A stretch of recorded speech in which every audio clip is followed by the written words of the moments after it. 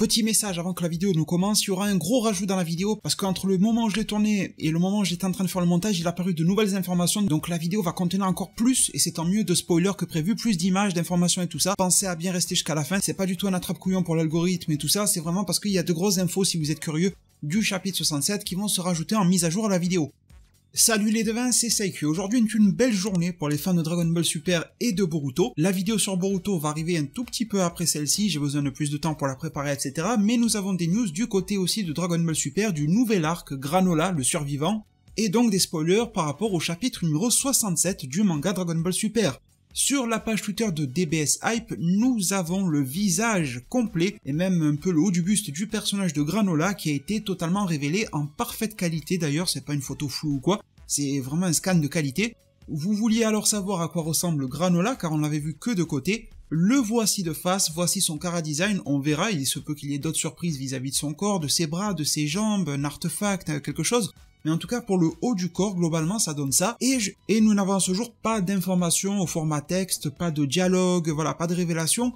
Mais en tout cas, oui, si ce n'est la révélation de son visage, c'est quand même beaucoup. Je précise qu'on ne sait pas si ce Granola est méchant ou gentil. On n'en sait strictement rien, parce qu'il y a déjà des pages qui affirment qu'il est l'un ou l'autre. Si on le savait, comptez sur moi, je vous l'aurais déjà dit. Deuxième chose dont j'aimerais vous faire part, c'est les inspirations visibles par rapport à ce personnage-là. Je trouve qu'il ressemble beaucoup à Chrono de Chrono Trigger, je trouve qu'il ressemble également à Kintoki.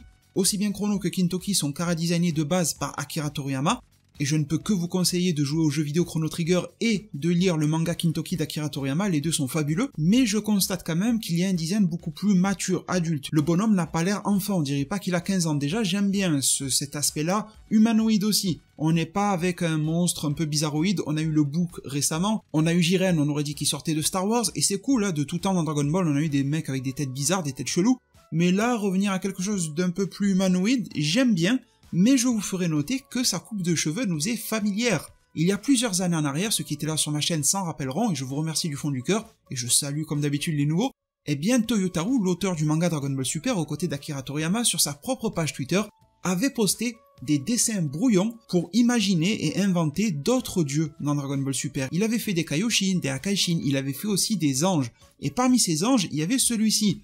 Alors, le visage ne ressemble pas du tout à Granola, mais la coupe de cheveux ressemble énormément. Et il est vrai qu'en plus, un manga est en noir et blanc, donc on voit pas quelle est la colo, quel est le choix des couleurs apportées à ce Granola. Peut-être qu'on aurait une page colo, je sais pas, de Toyotaru à l'intérieur du chapitre pour voir de quoi il en retourne. Mais en tout cas, c'est vrai que la teinte de sa peau, la forme de ses yeux, la forme et pourquoi pas la coloration de ses cheveux, laisse à penser qu'il ressemble, qu'il s'apparente à un ange, mais il faut pas s'enflammer sur le sujet, on ne sait pas encore. Mais il est vrai que tout mis bout à bout, on se rend compte grâce aux pages brouillons que je vous ai présentées, les 9 pages, il y a quelques jours, que il se trame quelque chose autour d'un certain ange apprenti. Alors pour nous c'est tout à fait Mérus, et c'est très probablement Mérus, mais il se pourra alors que ce Granola est un lien de près ou de loin avec Mérus, et donc des anges, et nous avons ses correspondances physiques. Cependant, le nom de Granola ne fait pas écho à un alcool. Tous les anges, y compris Mérus, portent un nom qui fait un jeu de mots avec les alcools. Et Mérus, c'était pour le vin Mérus, Whis le whisky, Vados le calvados, etc., etc. Il n'y a que pour le Daishinkan dont on ne sait pas, car Daishinkan ça se traduit plus ou moins comme grand prêtre. Donc le nom du Daishinkan est plus le nom de son poste, comme on pourrait dire docteur, commissaire pour appeler quelqu'un. Mais au final, le Daishinkan a peut-être et sûrement même un nom qui lui est propre, relié à un alcool, mais ça on ne sait pas. En tout cas, Granola et son allié Oatmeal font référence, comme je vous l'ai dit. Le Granola a des céréales et non pas aux petits biscuits de chez lui, et Oatmeal, c'est les flocons d'avoine. Donc il y a quelque chose lié aux céréales. Il y a une remarque intéressante de se dire que par exemple le whisky, comme beaucoup d'alcools, sont faits à base de céréales. Donc il y a déjà des rumeurs, des théories et tout ça qui tournent, et c'est bien de théoriser, j'aime beaucoup, quand il y a une ouverture d'esprit par rapport au sujet et des recherches, de se dire que si les alcools sont souvent faits à base de céréales, alors les personnages comme Granola, comme Flocon d'avoine, la Oatmeal, d'ailleurs il y a des bières qui existent au Granola et au Flocon d'avoine, pourraient être des sortes de précurseurs aux anges, des anciens anges, des choses comme ça, surtout qu'on nous parle de survivants. Il y a eu 6 univers détruits par Zénon à l'époque, enfin bon, on peut faire beaucoup de rapprochements, et d'ailleurs si je devais en faire, je vous dirais que le premier rapprochement que je ferais, ça serait avec le trailer, pour être un peu plus terre à terre, avoir une analyse un peu plus formelle des choses, le trailer qu'on a eu récemment, dans lequel on voit qu'une matière vient se greffer au reste de 7-3 qui a été libéré dans l'intérieur de Moro, qui n'est pas réellement mort, et cette matière s'active.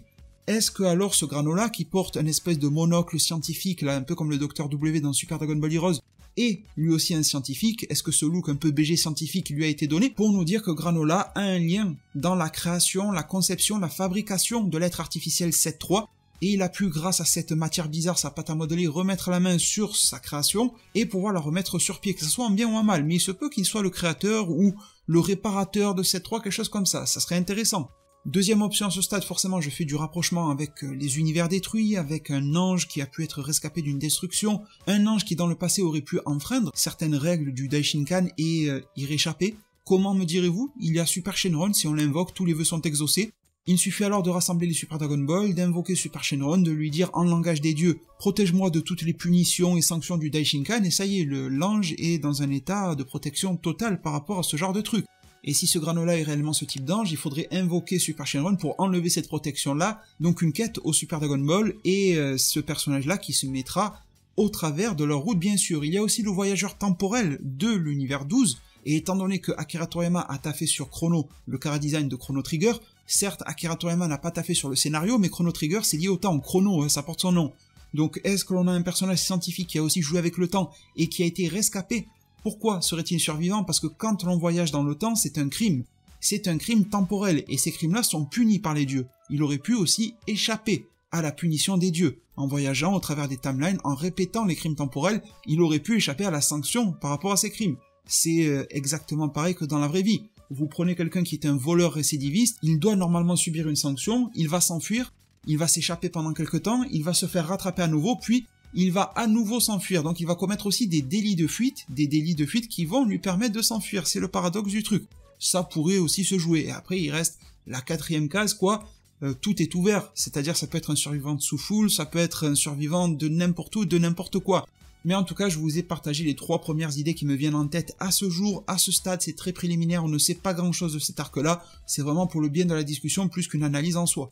Mes chers devins, je pensais que la vidéo était complète, mais nous avons d'autres informations, d'autres pages issues de ce chapitre qui viennent de nous être révélées. On a le design complet de Granola, ça reste exactement dans la même lignée que le haut du corps, quoi, donc je vais pas forcément sur-analyser.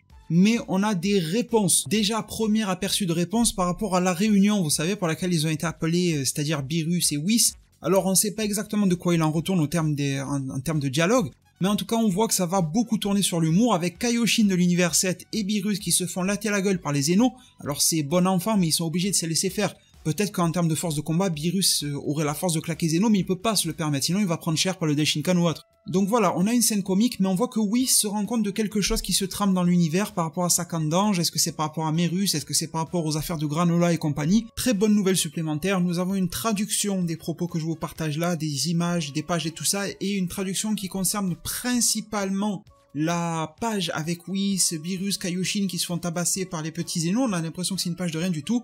Il y a un dialogue extrêmement important, extrêmement. On y apprend que Beerus est fatigué de jouer avec les Zénos, le grand prêtre remercie Beerus pour cette aide pour distraire Zeno, car les 2 assistantes de Zeno sont en vacances. Ça pourrait faire du lien avec le fait qu'il y a peut-être leurs poteaux qui se font dézinguer par Granola, on verra bien. Beerus blâme Goku pour cette situation. Selon lui, c'est la faute de Goku si Merus a renoncé à suivre les règles. Donc apparemment, jouer avec Zeno était la punition de Beerus pour le comportement de Merus, une connerie comme ça, voilà, de l'humour. Beerus demande à Whis ce que fait Goku maintenant pendant que lui fait mumuse avec Zeno. Whis répond et observe au travers de sa canne d'ange que Son Goku est au QG de la patrouille galactique et écoutez-moi bien les devins, Goku est en train de faire la fête avec Merus et d'autres et il se met à crier en se demandant ce qu'il se passe. Ça sera alors une information bien sûr à vérifier de nos propres yeux quand on verra Merus sur ses 2 pattes bien vivant et tout ça, mais on y apprend que Merus est vivant, que Merus est en train de faire la fête au QG de la patrouille galactique avec Son Goku. Merus, l'ange apprenti. On ne sait pas dans quel état, s'il est toujours un ange apprenti, un patrouille galactique, s'il est devenu un mortel en guise de punition, on n'en sait strictement rien, mais Merus est vivant, c'est d'après cette page. En tout cas, c'est ce que cette page et ce que Whis nous apprend, et généralement Whis ne nous raconte pas des conneries dans l'œuvre, donc j'ai vraiment tendance à le croire. D'ailleurs, si vous êtes choqué que vous vous demandez comment cela est possible, il y a 3 mois en arrière, je vous avais proposé une vidéo, juste après la soi-disant mort de Merus, une vidéo qui s'appelait « Merus n'est pas mort selon le Daishinkan », et c'était une vidéo d'explication dans laquelle je vous apportais les éléments directs et concrets issus de l'œuvre Dragon Ball Super avec de l'explication étymologique précise pour vous expliquer en quoi et comment Merus serait encore vivant, même après sa disparition. et comme quoi il reviendrait alors à la fin ou après l'arc Moro. C'est visiblement le cas grâce à cette page et ses propos de Whis dans le chapitre 67. Et en parlant de Granola, on en voit beaucoup plus, vraiment beaucoup plus. Déjà on voit la scène qu'on a vue dans le trailer, avec la matière bizarre qui tombe dans le fossé dans lequel se trouve 7-3 et fusionne avec. Bon là il y a vraiment un surdécoupage, Toyotarou là il s'est fait plaisir. Il a mis je sais pas combien de cases dans une page pour nous montrer qu'il y avait une fusion entre cette matière et 7-3, et au final on passe une page à ne pas savoir ce qui se passe sur 7-3, c'est dommage, mais en tout cas il y a clairement quelque chose qui s'active en lui. On a une autre page où il y a des gardes qui se font dézinguer avec le pistolet par le pistolet de Granola, et ces gardes me font beaucoup penser par rapport à leurs vêtements, par rapport à leurs accessoires, par rapport à leur tenue, par rapport au logo sur la tenue, par rapport aux broderies, aux coutures, enfin vraiment même l'aspect physique, tout, me fait beaucoup penser aux gardes de Zeno, sauf qu'ils ont l'air beaucoup moins intéressants, mais est-ce qu'ils ont un lien avec et tout ça, voilà. Ça me hype pas mal en tout cas de savoir qui ils sont, pour qui ils travaillent, est-ce qu'ils ont un lien avec certaines divinités, ils protègent certains artefacts pour les dieux dans le monde des mortels ou quoi. Bref, je sais pas, mais en tout cas ils ont quelque chose que Granola veut. Granola, on le voit, son aspect physique est réellement celui d'un humanoïde, il vient pas forcément de la planète Terre, mais en tout cas il y ressemble beaucoup, et on voit que Granola envahit ce vaisseau, un peu comme des invasions de vaisseaux façon Star Wars. Il y a un vieux bonhomme là qui est en train de s'exciter dans tous les sens par rapport à l'invasion et à ce que Granola va potentiellement voler. On avance dans un long couloir dans lequel on voit qu'il y a plein de silhouettes ressemblant à 7-3 qui sont entreposées dans des cuves là, qui sont en train de baigner dedans. Effectivement, il ressort tout un tas de 7-3 de ces cuves qui sont donc activées pour se battre contre Granola. On va en savoir plus, c'est une excellente nouvelle, putain, on va creuser le background, le lore de Dragon Ball sur le passé, sur la création de ce 7-3. Il est peut-être plus important que Moro, au final, ce 7-3, vous vous rendez compte? Et je suis à peu près sûr, vu que le 7-3 que l'on connaît a eu un lien profond avec Moro, qu'on va détailler des choses sur Moro. C'est peut-être dans l'arc Granola que l'on va apprendre le background plus profond et plus précis de Moro. Ça me hype vraiment énormément. J'ai vraiment le sourire aux lèvres en vous en parlant et en imaginant ce que ça peut donner. Et malgré cette petite armée de 7-3 qui s'oppose à Granola, celui-ci reste confiant, voilà, il esquisse un petit sourire et tout ça. Et il semble vouloir surtout le 7-3 qui est au fond du vaisseau, c'est celui qui s'est battu pour Moro. Il est en train de se rétablir dans une cuve et tout ça. C'est vraiment celui-là qui intéresse Granola. Est-ce que c'est parce qu'il était fusionné à Moro que celui-ci l'intéresse? Est-ce que c'est parce qu'il a une donnée, plutôt une information? Ça arrive souvent dans Star Wars qu'on se batte juste pour une information et pas pour directement sauver quelqu'un qui a été kidnappé ou quoi. C'est souvent parce qu'il faut telle information-là qui va être déterminant pour une bataille ou pour un objectif personnel ou collectif et tout ça. Donc il est possible que ces 26, ces 26-là en détiennent une. Mais en tout cas, il va falloir se taper contre les autres entre-temps. Et il me semble que pour nous montrer que Granola a un bon niveau, eh bien, il pourrait tous se les faire en un éclair ou passer derrière eux à une vitesse folle. S'il est du type angélique, utiliser l'ultra instinct, tous ces 7-3 réunis n'arriveront jamais à sa cheville. Bref, pour nous montrer que ce Granola est encore d'un autre niveau par rapport à l'arc précédent, on pourrait nous amener ça, je dis pas que ça sera le cas, mais on pourrait clairement. Et puis voilà mes chers devins, dès qu'il y a de nouvelles images, si elles sont plutôt des spoilers mineurs, ça sera sur ma page Twitter que je vous les partagerai. S'il y a des spoilers majeurs qui arrivent bientôt, je vous les partagerai sur YouTube.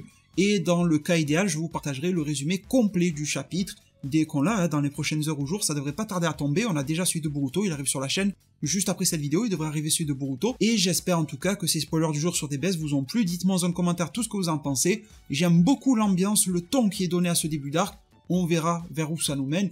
Et je ne peux pas juger de la qualité de l'arc simplement sur la page de quelques spoilers qui ont fuité. On verra bien une fois le chapitre en main et une fois que l'arc aura progressé bien sûr. En tout cas mes très chers devins, on se retrouve pour du Dragon Ball Super et du Boruto. Putain, les fans de Boruto, vous allez pas en revenir de ce qui se passe. Les fans de Dragon Ball Super, on espère qu'on va pas en revenir de ce qui se passe, mais il faudra attendre quelques heures ou jours, je pense quelques heures, pour que l'on en sache plus. Je vous remercie tous infiniment pour tout votre soutien. Pensez à liker, à vous abonner, à activer la cloche des notifications.